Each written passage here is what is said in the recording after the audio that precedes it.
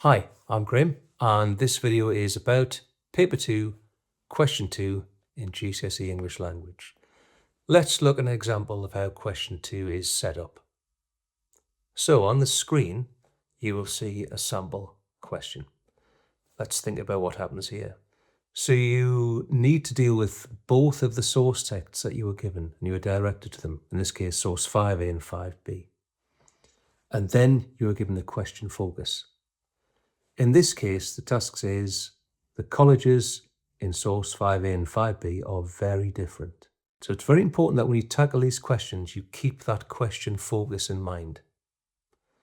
The task then, what can you infer about the differences between these two colleges? So this task is testing inference. Question 2 does that. It asks you to point, in this case, to some difference between two things, colleges, and to see what you can work out about them, to show the quality of your thinking, your ability to get below the surface. So this particular task, the weight of your marks will come from the quality of your inferences, the quality of the points you're making, the perceptiveness in your ideas. So here's a strategy with which to approach question 2. First of all, make sure that you grasp the key focus of the question. Underline it.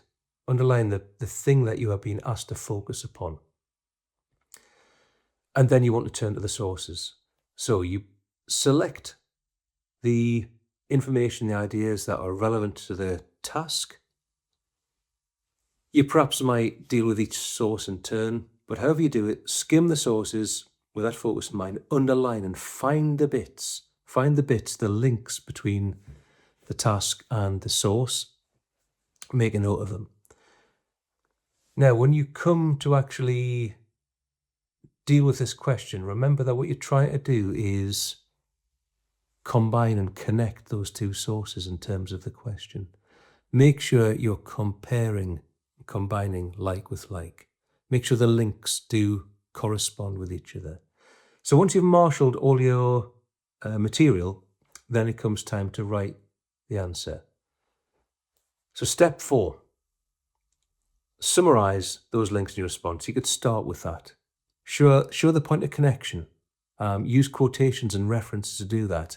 And then, most important of all, make sure that the comments you're making on those links, make sure that they're given sufficient weight. Your marks are going to be determined by the quality, the depth, and the detail of those comments. Remember, you're trying to show what you've inferred, what you've worked out, what you've grasped, what you've understood about the information that you're pointing to. Hopefully, those tips and reminders and strategy will prove useful for Paper 2, Question 2. Thank you very much for listening to this Oxford Revise Exam Explainer. See you soon.